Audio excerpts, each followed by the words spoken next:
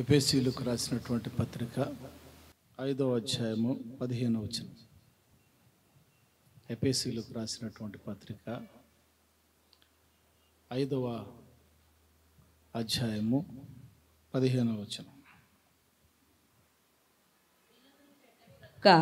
దినములు చెడ్డవి గనుక మీరు సమయమును పోనీయక సద్వినియోగము చేసుకొనుచు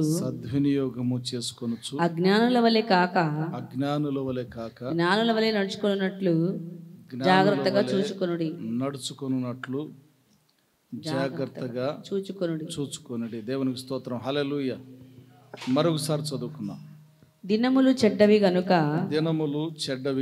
మీరు సమయమును పోనీయక సద్వినియోగము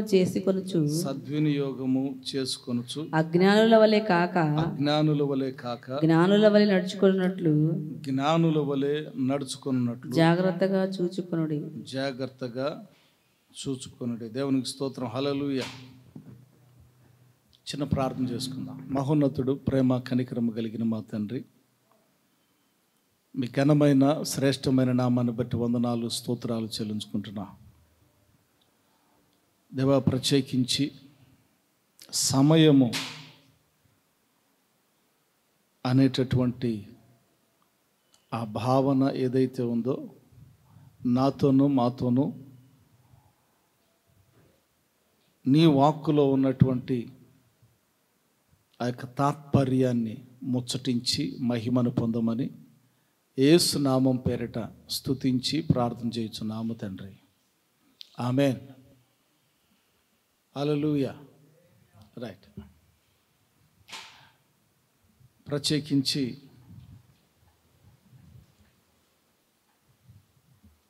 వాక్యంలో రాయబడినటువంటి మాట, దినములు చెడ్డవి గనుక మీరు సమయమును పోనీయక సద్వినియోగము చేసుకొనుడి అని కొంచెం ఒక రకమైనటువంటి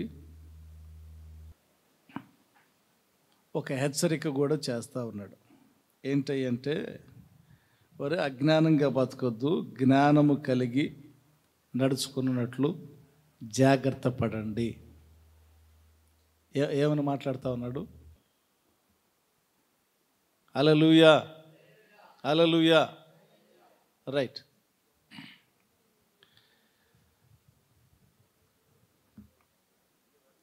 దినములు చెడ్డవి గనుక సమయమును పోనీయక సద్వినియోగం చేసుకొనుడి. ఒక సలహా ఇస్తూ ఇంకొకటి హెచ్చరిక ఇస్తూ ఉన్నాడు. అజ్ఞానుల వలె కాక జ్ఞానము కలిగి నడుచుకున్నట్లు జాగ్రత్తగా చూసుకొనుడి. జాగ్రత్తగా ఉండాలి. దేవుని సన్నిధికి వచ్చినప్పుడు ప్రవర్తన జాగ్రత్తగా ఉండాలని ఉంది. ఉందా లేదా? రెండవది, జ్ఞానుల వలె కాక అని కాకుండా అజ్ఞానుల వలె కాక జ్ఞానము కలిగి జాగ్రత్తగా చూసుకొనుడి అన్నది. ఏం చూసుకోవాలి అనంటే సమయాన్ని చూసుకోవాలి. సద్వినియోగం చేసుకునేటటువంటి రీతిలో మనం ఉండాలి. సమయాన్ని సద్వినియోగం చేసుకునేటటువంటి రీతిలో. సమయము రీసెంట్గా ఒక సందర్భం చెప్పినట్లు గుర్తు.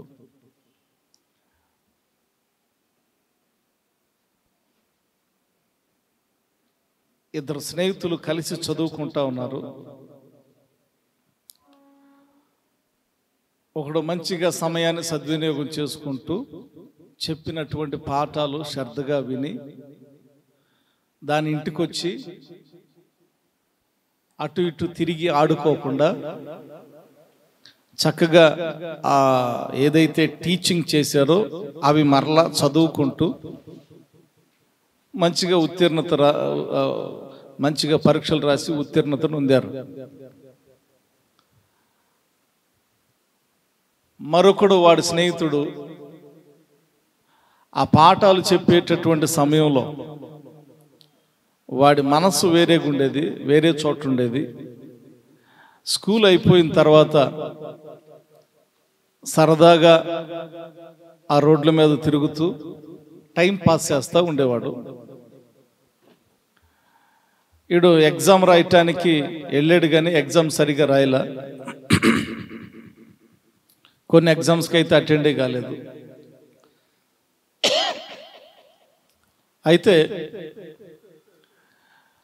అలాగున ఈ సమయం సద్వినియోగం చేసుకోలేక వీడు పూర్తిగా చదువు మానేశాడు. సమయాన్ని సద్వినియోగం చేసుకున్నటువంటి వాడు ఒక ఆఫీసులో మేనేజర్గా పనిచేస్తూ ఉన్నాడు. అదే ఆఫీసులో వీడు పేపర్లు అటు ఇటు అందించడానికి జాయిన్ అయ్యాడు. అది క్లాస్మేట్ మేనేజర్ అయితే ఈ వీడేమో పేపర్లు అందిస్తూ ఉండేటటువంటి ఒక గుమస్తా టైప్.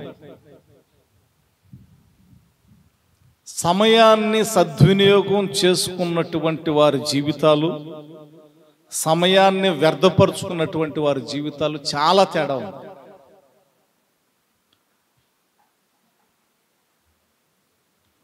సమయం ఎంత ప్రాముఖ్యమైనటువంటిదంటే,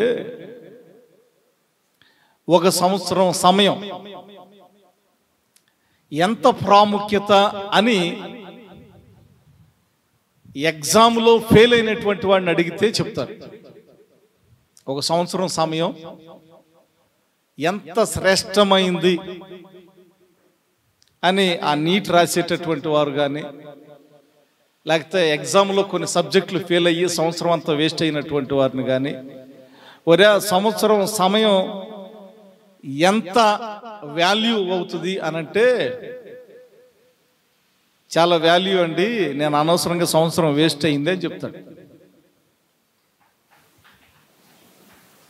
ఒక నెల రోజుల గురించి అడిగితే నెల రోజుల విలువ ఎంత, నెల రోజుల సమయం ఎంత అనంటే, నెల తక్కువగా పుడతారు కొంతమంది. ఎట్లా పుడతారు? నెల తక్కువగా పుడతారు. ఆ పుట్టినటువంటి వాడిని ఎంత జాగ్రత్తగా చూడాలంటే,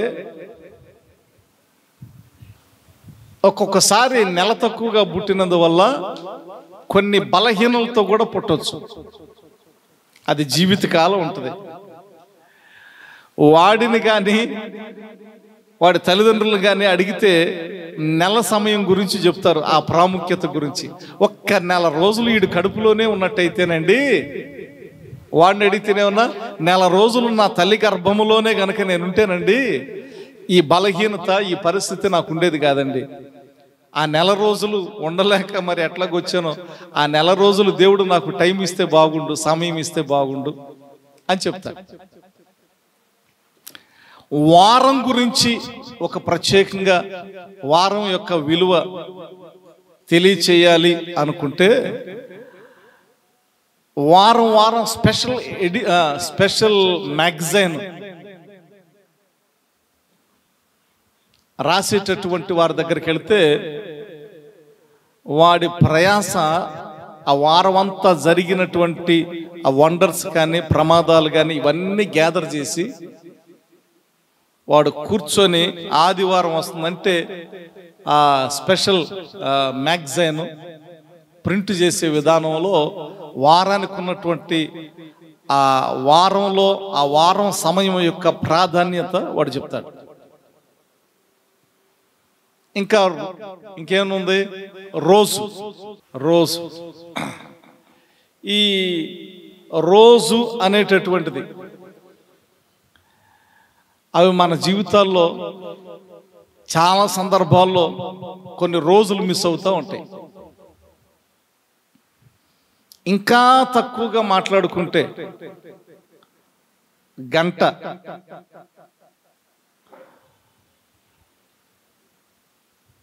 ఇంకా తక్కువగా మాట్లాడుకుంటే నిమిషం, ఇంకా తక్కువగా మాట్లాడుకుంటే నిమిషంలో మిల్లీ సెకండ్సా? ఒక నిమిషం గురించి మాట్లాడుకుంటే, మనం ట్రైన్ ఎక్కటానికి వెళ్ళినప్పుడు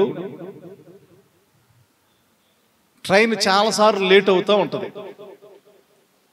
అదేందో మనం ఒక నిమిషం లేటుగా వెళ్ళినప్పుడు మన కళ్ళ ముందే వెళ్తూ ఉంటుంది.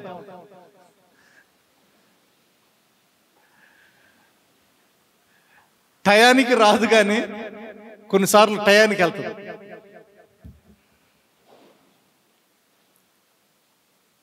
సో దాని ద్వారా ఎంత ఎఫెక్ట్ ఉంటుందంటే, మూట ముళ్ళు అంటే బ్యాగ్ మొత్తం సర్దుకొని ఒక ప్రాముఖ్యమైన పనికి బయలుదేరినప్పుడు, లేకపోతే ప్రాజెక్ట్ వర్క్కి బయలుదేరినప్పుడు, లేకపోతే మార్కెటింగ్ ఫీల్డ్లో ఇక్కడి నుంచి ఇంకో చోటకి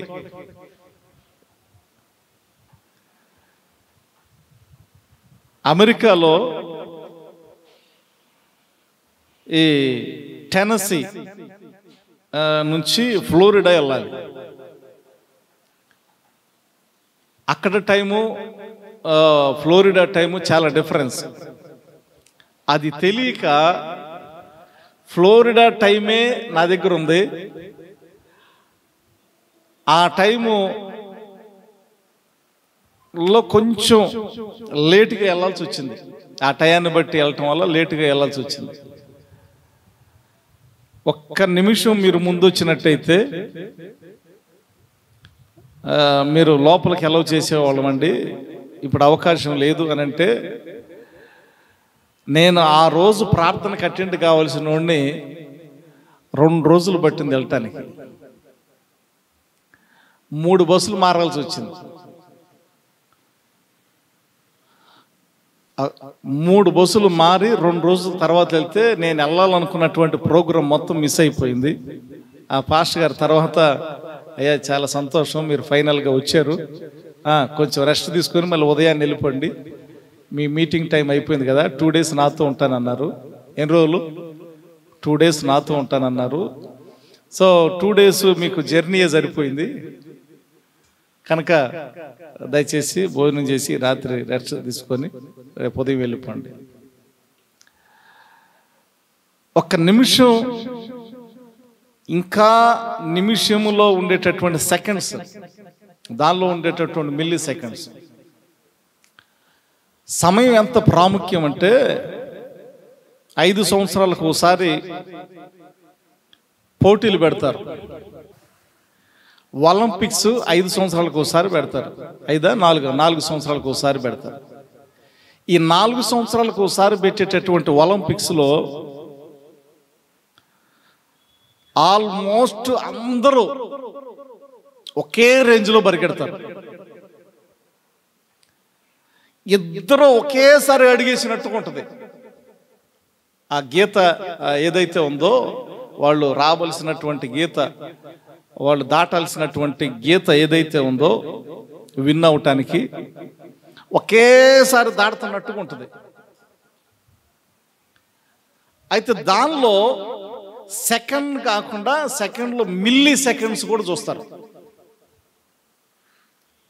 1, 2, 3 అది సెకండ్స్ కదా. ఈ 1 నుంచి 2 అనే లోపు 1, 2, 3, 4, 5, 6, 7, 8, 9, 10 ఈ మిల్లీ సెకండ్స్. ఈ మిల్లీ సెకండ్స్ ఆ వీడియో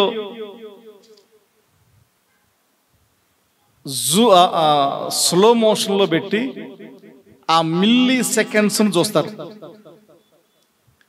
కొన్నిసార్లు ఆ మిల్లీ సెకండ్స్లో కాలు స్పీడ్గా పడకపోయేసరికి బంగారు పతకాన్ని మిస్ అవుతారు. ఏ పతకాన్ని? బంగారు పతకాన్ని మిస్ అవుతారు. ఈ 4 సంవత్సరాలు వారికి వచ్చేటటువంటి ఘనత, ఒకవేళ అది గెలుచుకుంటే వారికి వచ్చేటటువంటి ఘనత, అది ఎక్స్ప్లెయిన్ చేయటానికి కూడా సరిపోదు. అంత ఆనందం, అంత సంతోషం, అంత ఘనత వారికి వస్తూ ఉంటుంది. అది ఆ సెకండ్స్ లేటు వల్ల వారి జీవితం ఏదో కోల్పోయినట్లుగా చాలా డిస్కరేజ్మెంట్లోకి వెళ్ళిపోతారు. సో సమయము చాలా ప్రాముఖ్యం. సమయం చాలా ప్రాముఖ్యం. అయితే సమయము గురించి ఆలోచించేటటువంటి వారు తక్కువగా ఉన్నారు, కానీ ధనము గురించి ఆలోచించేవారే ఎక్కువ ఉన్నారు. దేని గురించి ఆలోచించేవారు? సమయము గురించి ఆలోచించేవారి కంటే ధనము గురించి ఆలోచించేవారు ఉన్నారు. సమయము గొప్పదా డబ్బు గొప్పదా అంటే సహజంగా డబ్బే గొప్పది అనేటటువంటి వారు లేకపోలేదు. డబ్బు ఉంటే అన్నీ వస్తాయండి, డబ్బు ఉంటే అన్నీ వస్తాయి. అన్నీ వచ్చి ఎన్ని రోజులు బతుకుతావు? దేవుడు సమయం ఇస్తేనే బతుకుతావు, లేకపోతే ఆ టైంలోనే టపా అనిపో, అంతేనా? డబ్బు ఉంటే అన్నీ వస్తాయండి అంటే అన్నీ కలిగి ఉండి, వారు నాయన ఇప్పుడే, బైబిల్లో ఉందా మాట, ఇప్పుడే నీ ప్రాణాన్ని కోరుతా ఉన్నారు, ఈ రాత్రి దేవుడు నీ ప్రాణాన్ని కోరితే ఇవన్నీ ఏం చేస్తావు? వాడేమన్నాడు? నా ప్రాణమా తినుము త్రాగుము సుఖించుము అని అంటా ఉన్నాడు. సో ఇప్పుడు డబ్బు గొప్పదా సమయం గొప్పదంటే సమయం విలువ చాలా మందికి తెలియదు. ఉదాహరణకి ఒక చోట క్యాలిక్యులేట్ చూశాను నేను. దానిలో ఈ రీతిగా చెప్పబడింది ఏంటంటే, ఒక రోజుకి 24 గంటలు, 24 గంటలు అయితే గంటకి 60 నిమిషాలు, ఒక నిమిషానికి 60 సెకండ్లు, 24 × 60 × 60 ఆల్మోస్ట్ అది కౌంట్ చేస్తే వచ్చేటటువంటి ఆ సంఖ్య ఎంతంటే 86,400. ఎంత? 86,400. సో ఈ 86,400 రోజు బ్యాంకులో పడుతుంది అనుకో. ఎంత? రోజుకి 86,400 బ్యాంకులో పడుతూ ఉంది. ఆ పడినటువంటి అమౌంట్ ఆ రోజే మనం వాడుకోవాలి. ఏ రోజు? పడిన రోజే వాడుకోవాలి. ఇది రేపు వాడుకుంటానంటే కుదరదు. అలాగని మనం ఈరోజు సగం వాడుకొని నేను నిన్న సగమే వాడుకున్నాను అని రేపు ఈరోజు సగం గురించి అడగకూడదు. నిన్న వాడుకోలేదని దాన్ని అడగకూడదు. నాయన నీ కళ్ళతో నువ్వే చూస్తున్నావు కదా, నాకు రోజు ఎంత పడుతుంది? 86,400 పడతా ఉంది, కనుక రేపటిది నేను ఇప్పుడు తీసుకోవచ్చా లోనుగా అని అంటానికి వీల్లేదు. అంటే నిన్నటిది మనం తీసుకోవటానికి వీల్లేదు, రేపటిది మనం అడగటానికి వీల్లేదు. ఈ రోజుది ఈ రోజే మనం ఖర్చు పెట్టుకోవాలా. ఏ రోజు కీడు ఆ రోజుకి. సో ఇంకొక మాటలో చెప్పాలంటే నిన్నటిది ఏమంటారు? హిస్టరీ అని అంటారు. నిన్నటిది ఏమంటారు? హిస్టరీ, చరిత్ర. చరిత్రను మనం ఏమైనా మారుస్తామా అని అంటే మనం చరిత్రను మార్చలేము, ఎందుకంటే అది జరిగిపోయింది. భవిష్యత్తును మనం ఏమన్నా చేయగలమా అని అంటే అది మర్మం, అది రహస్యం, అది మనకు తెలియదు. సో తెలియని దాన్ని, రహస్యమైన దాన్ని మనం ఏం చేయలేం. అప్పుడు దాకా ఉంటామో లేదో కూడా తెలియదు. సో చరిత్రను మార్చలేం, రహస్యాన్ని కనుగొనలేం. ఇప్పుడు ప్రజెంట్ ఏదైతే దేవుడు ఇచ్చాడో దానిని మాత్రమే మనము దేవుని వరం అనుకోవాలంతే. ఈ రోజునేమనుకోవాలి? దేవుని వరం అనుకోవాలి. సో 86,400 రోజు పడుతుంది అని అంటే మనుషుల యొక్క మైండ్ సెట్ ఎట్లా ఉంటుందో తెలుసా? ఒక్క 400 కూడా ఉంచారు, దానిలో మొత్తం ఊడిచేస్తారు. 400 కాదు కదా, 200 కాదు కదా, 100 రూపాయలు కూడా ఉంచారు. మొత్తం ఖర్చు పెట్టాలి అని అంటే ఏదో రీతిగా ఖర్చు పెడతానే ఉంటారు, కొంచెం కూడా మిగల్చారు. ధనము వాడినంతగా సమయాన్ని వాడలేకపోతున్నారు కాబట్టే ఇంకా ఎదగలేనటువంటి స్థితిలో ఉన్నారు. డబ్బు వాడకం గురించి ఐడియా ఉంది కానీ సమయాన్ని వాడుకునేటటువంటి దాని గురించి ఐడియానే లేదు.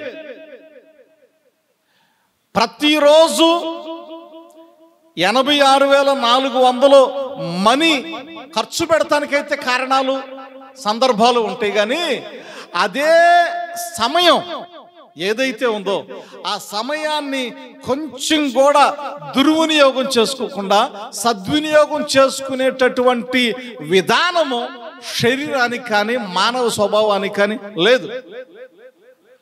కొన్నిసార్లు శరీరం గుంజుతూ ఉంటుంది, కొన్నిసార్లు మనస్సు చేయొచ్చులే, రేపు చేద్దాంలే, ఎల్లుండి చేద్దాంలే అని అంటూ ఉంటుంది. వాక్యం సెలవిస్తూ ఉంది, సమయమును సద్వినియోగం చేసుకోండి, దినములు చెడ్డవి గనుక సమయమును పోనీయక సద్వినియోగం చేసుకోండి, అజ్ఞానుల వలె కాక జ్ఞానము కలిగి జాగ్రత్తగా చూసుకోండి. That's a kind of warning. జాగ్రత్తగా చూసుకోండి. ఏయ్ జాగ్రత్త అనంటే దాని అర్థమైంది, జాగ్రత్త అనంటే అర్థమైంది ఒళ్ళు మైండ్ దగ్గర పెట్టుకొని నడువు లేకపోతే దగ్గర పెట్టుకొని చెయ్యని అర్థం. It's a kind of warning. జాగ్రత్త, బీ కేర్ఫుల్. అంటే సమయము పోతే పోయిన సమయాన్ని తీసుకురాలేవు, రేపున్న సమయం నీది కాదు, ఇప్పుడున్న సమయం మాత్రమే దేవుని వరం.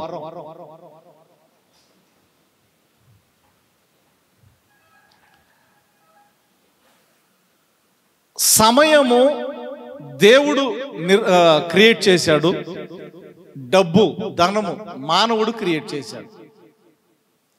దేవుడు క్రియేట్ చేసిన దానికి విలువ లేదు, మనుషుడు క్రియేట్ చేసినటువంటి డబ్బుకు మాత్రం విలువ ఉంది. అయితే అక్కడ ఒక ట్విస్ట్ ఏంటంటే,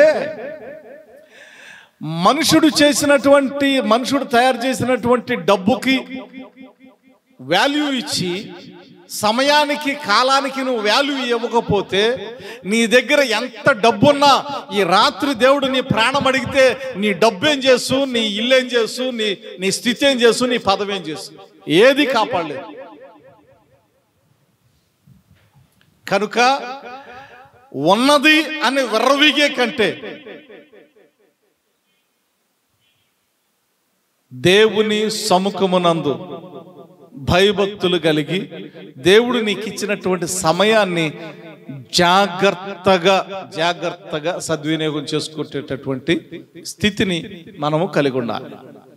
జాగ్రత్తగా మనము సద్వినియోగం చేసుకునేటటువంటి స్థితిని కలిగి ఉండాలి. దేవునికి స్తోత్రం. హల్లెలూయా, హల్లెలూయా, హల్లెలూయా.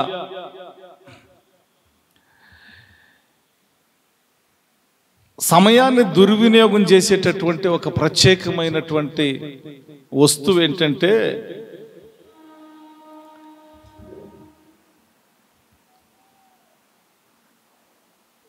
సమయాన్ని దుర్వినియోగం చేసుకునేటటువంటి వస్తువు ఏంది?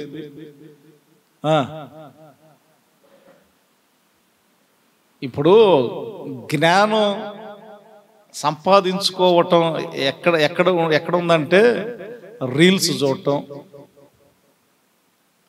అంతకుముందు ఏమి లేదు, ఇప్పుడు ప్రతి ఒక్కరు డాక్టర్లే. చెప్పండి ఎట్లా చెప్పాను? అంతకుముందు ఎవరికి ఏది తెలియదు, ఇప్పుడు ప్రతి ఒక్కరు డాక్టర్లే. ఎట్లాగా? రీల్స్ చూసి ఇదిగో ఇది వాడాలంట, ఇది ఇట్లా చెయ్యాలంట, నలుపు ఇట్లా పోతుందంట, తెలుపు ఇట్లా తెల్లగా వస్తారంట. ఏం పోతుంది? నలుపు పోతుంది. ఏమవుతుంది? నేను పుట్టిన కానుంచి వాడుతా ఉన్నా సంతూరు, పర రుద్దుతూనే ఉండేవాడిని. ఈ 5వ తరగతి ఇప్పుడు 5th క్లాస్ చదువుతూ ఉంటే ఒరే పసుపు రాస్తే మంచిగా వస్తార, అసలు కలర్ ఒక రేంజ్లో వస్తారంట,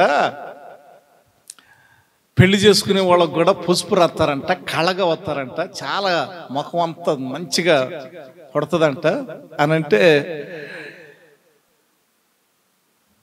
ప్లేట్ ఒకటి తీసుకొని నేను ఇంకొక 2-3 ఉన్నారు ఫ్రెండ్స్, ఆ ప్లేట్లో పసుపు వేసి దానిలో నీళ్లు పోసి మొత్తం ఒళ్ళంతా పావుడే పావుడు, రుద్దుడే రుద్దుడు, రుద్ది రుద్ది రుద్ది రుద్ది రుద్ది ఉదయం మొదలుకొని సాయంత్రం దాకా రుద్దుతూనే ఉన్నాం. ఈ పనికి వెళ్ళిన తల్లిదండ్రులు రాని వచ్చారు. ఏంది రానంటే సైలెంట్గా, ఇప్పుడు ఏం చెబుతాం వాళ్ళకి, ఫ్రెండ్స్కి అయితే చెప్తాం కానీ తెల్లగా రావాలి, నేను కర్రీగా ఉన్నాను అందుకని తెల్లగా రావటానికని నేను రుద్దాను అని ఫ్రెండ్స్కి అయితే చెప్తాం కానీ తల్లిదండ్రులకి ఏం చెప్తాం, వాళ్ళని చూడగానే గడగడ కాళ్ళు ఉనుకుతూ ఉండేవి. తీరా మరుసటి రోజు, ఏదో రాసిన మరుసటి రోజు ఎరుపు రంగు ఏమో కానీ తెలుపు రంగు ఏమో కానీ ఒళ్ళంతా పగిలిపోయింది. ఏమైంది, పసుపు ఎండుకుపోయి ఒళ్ళంతా పగిలి వారం రోజులు ఇంట్లో నుంచి బయటికి రాల. ఇప్పుడు ఎట్లాగ వస్తుందంటే ఈ జ్ఞానం వచ్చేది ఎక్కడ, జ్ఞానం వచ్చేది ఎక్కడ, పరిశుద్ధ గ్రంథంలో జ్ఞానం వస్తుంది. జ్ఞానం వచ్చేది ఎక్కడ, పరిశుద్ధ గ్రంథంలో జ్ఞానం వస్తుంది. ఇది వదిలిపెట్టి దేనంట పడతా ఉన్నారు జ్ఞానం కోసం, పట్టుకోవాల్సింది పట్టుకోకుండా ఏదైతే పట్టుకోకూడదో దాన్ని పట్టుకుంటా ఉన్నాం. అందుకనే షాకుల మీద షాకులు, జీవితంలో షాకుల మీద షాకులు. ధనము అవసరం లేదు, బ్రతకటానికి ఉంటే చాలు. ధనము అవసరం లేదు, బ్రతకటానికి ఉంటే చాలు. సమయం కావాలా, ఏం కావాలి మనకి, సమయం కావాలి. సమయం ఉంటే ఏదైనా చేయొచ్చు. సమయం ఉంటే చాలామంది పాస్టర్స్, యాక్చువల్గా విమర్శని కాదు కానీ చాలామంది పాస్టర్స్ టైం ఉండదు, వాక్యం ప్రిపేర్ అవ్వటానికి టైం ఉండదు, ప్రార్థన చేయటానికి టైం ఉండదు. ఈ రోజుల్లో పాస్టర్స్ అంతా ఏమైందంటే ఇమ్మీడియట్లుగా వచ్చి రాని భాష మాట్లాడుతూ ఉంటారు పెద్దగా. అదేదో దేవుని ఆత్మ అక్కడే వచ్చేసింది అన్నట్లుగా ఒక భ్రమపరిచేటటువంటి స్థితిలో ఏదేదో మాట్లాడుతూ ఉంటారు. మాట్లాడే వీళ్ళకి అర్థం కాదు, కూర్చున్న వాళ్ళకి అర్థం కాదు.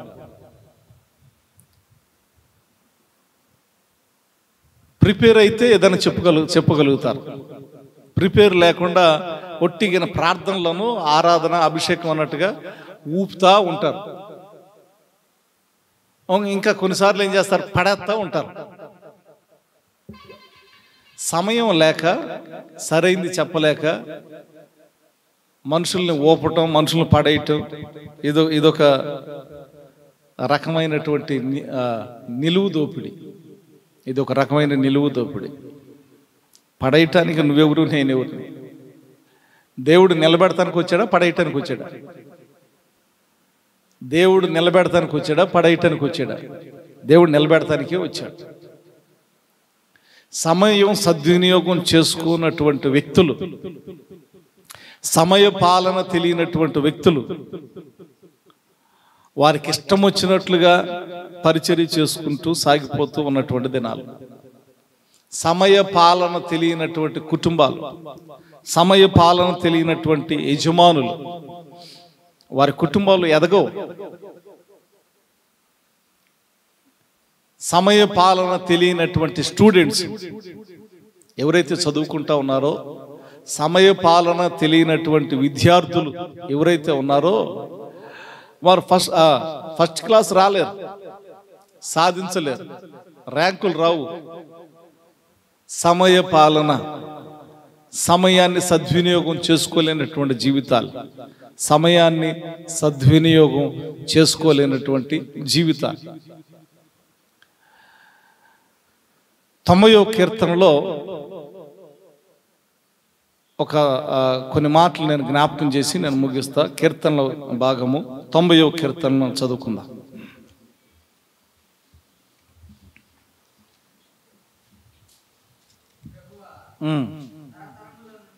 తరతరముల నుండి మాకు నివాస స్థలము నీవే, పర్వతములు పుట్టక మునుపు,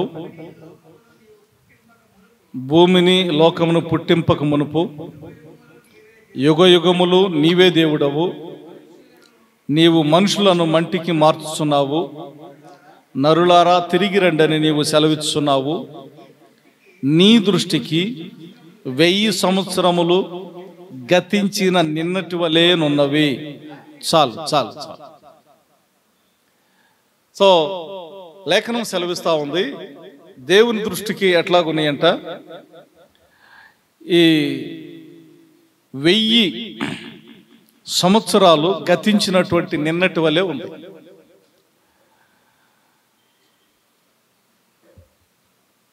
అంటే ఎందుకు ఈ యొక్క వాక్య భాగాన్ని చదివించానంటే, దేవునికి సమయంతో సంబంధం లేదు. ఆయన చేతిలోనే ఉన్నాయి. కాలములు సమయములు ఆయన చేతిలో ఉన్నాయి. కాలాన్ని సమయాన్ని ఆయన శాసిస్తాడు. ఎందుకంటే కాలాన్ని సృజించినటువంటి వ్యక్తి ఆయనే కాబట్టి కాలాన్ని శాసిస్తాడు. అంటే దేవుడు కాలము బయట ఉన్నాడు, మనం కాలంలో ఉన్నాం. దేవుడు సమయం బయట ఉన్నాడు, మనం సమయంలో ఉన్నాం. మనం ఏదైనా సమయంలోనే చేసుకోవాలి. దేవునికి సమయంతో అవసరం లేదు. లేఖన భాగంలో ప్రకటన గ్రంథంలో ఒక ప్రత్యేకమైన ఆ మాట ఉంటుంది, ఆయన ఆదియు అంతము, అల్ఫయు ఓమేఘయు ఆయనే ఉన్నాడు. అంటే దాని అర్థం ఏంది? ఆది కాండం ఉంది కదా, ఆది కాండం, ఆది కాండము అంటే ప్రారంభం. అంటే దాని అర్థం ఏంది? ఆదియు అంతం అంటే ఏంది? ఆయనే ఆరంభం, ఆయనే ముగింపు అని కాదు. ఆయనే ముగింపు, ఆయనే ఆరంభం అని కాదు. దాని అర్థం ఏంటంటే ప్రతి ఒక్కరి జీవితాలలో ఆయనే ప్రారంభం అని.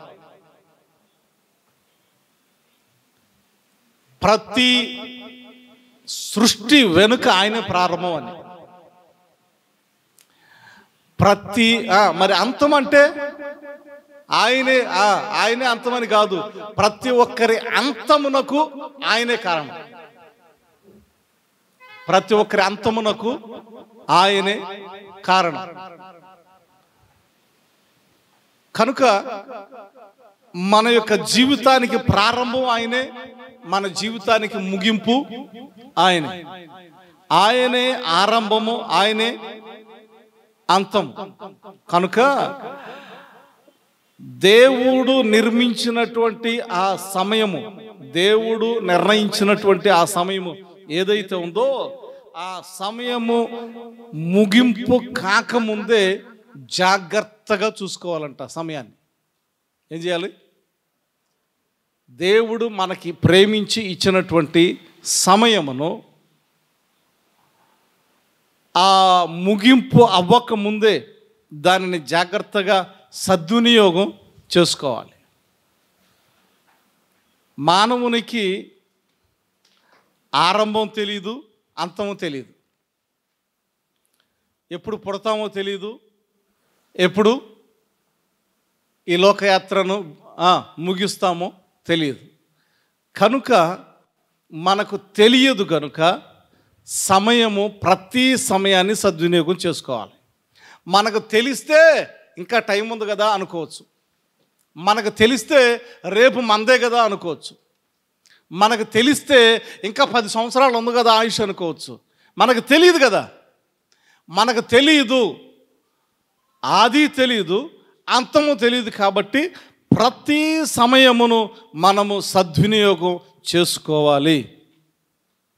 దీపం ఉండగానే ఇల్లు చక్కబెట్టుకోవాలని ఉంటుంది లోకంలో ఉండే సామెత. దీపం ఉండగానే ఇల్లు చక్కబెట్టుకోవాలి. దీపం ఆరిపోతే ఏమీ కనపడదు. ఏమీ కనపడదంటే ఇంకేమి నువ్వు ఇంకేమి చేయలేవురా నాయన అని అర్థం. కనుక దేవుడు ఇచ్చినటువంటి సమయం, ఏ సమయం? రేపు ఎల్లుండి గురించి ఆలోచించొద్దు, నిన్నటి గురించి ఆలోచించొద్దు, మనటి గురించి ఆలోచించొద్దు. అది చరిత్ర, ముందున్నది రహస్యం, మర్మం. ఈరోజే దేవుడు మనకిచ్చింది. కనుక సమయాన్ని సద్వినియోగం చేసుకోవాలి. దినములు చెడ్డవి, అది ఇంకొక రోజు మాట్లాడుకుందాం, ఎందుకు దినములు చెడ్డవి అనేది. కనుక సద్వినియోగం చేసుకునేటటువంటి వారముగా ఉండాలి. డబ్బును సద్వినియోగం చేసుకోవటం ఆశీర్వాదకరం కాదు, కానీ సమయాన్ని సద్వినియోగం చేసుకోవటం ఆశీర్వాదం. ఆశీర్వాదం ఎప్పుడు వస్తుంది అని అంటే, లోకములో ఉన్నటువంటి వాటిని సద్వినియోగం చేసుకోవటం కాదు, సమయాన్ని సద్వినియోగం చేసుకోవాలి. ఎందుకంటే లోకములో ఉన్నవన్నీ మనకు ఎప్పుడు కావాలంటే అప్పుడు దొరుకుతాయి. మనకి ఏది కావాలంటే అది చేసుకోవచ్చు, కష్టపడి కొనుక్కోవచ్చు, నో ప్రాబ్లం. కానీ సమయం కొనుక్కునేది కాదు, సమయం దొరికేది కాదు. సమయం, ఎందుకంటే సమయం దేవుని చేతిలో ఉంది. లోకములో ఉన్న అన్నీ దొరుకుతాయి, కానీ సమయం మాత్రం దొరకదు. ఎందుకంటే అది దేవుని దగ్గర నుంచి వచ్చేది కనుక. ఇంకా ఆయన మాత్రమే ప్రతి సమయంలో ఉండేటటువంటి దేవుడు. అందుకనే ఆయన తరతరములు యుగయుగములలో దేవుడు అనేటటువంటి మాట 90 కీర్తనలో చూస్తాం. కొంతమంది ఉంటారు యుగ పురుషులు అని ఉంటారు. యుగ పురుషులను ఆరాధిస్తే ప్రయోజనం ఏముండదు. ఎవరిని ఆరాధించాలా? నిత్యము ఉండేటటువంటి, తరతరములు ఉండేటటువంటి, యుగయుగాలు దేవుడై ఉన్నటువంటి యేసయ్యను మనము ఆరాధించేటటువంటి వారముగా ఉండాలి. ఆయన కృపకు, ఆయన మన్ననకు పాత్రులవుతూ ఆయన ఇచ్చినటువంటి సమయాన్ని సద్వినియోగం చేసుకుంటే సంతోషముగాను, నెమ్మదిగాను, ఉల్లాసంగాను, మనసుకు సమాధానముగాను మనం ముందుకు సాగగలుగుతాం. అట్టి కృప దేవుడు అనుగ్రహించునుగాక.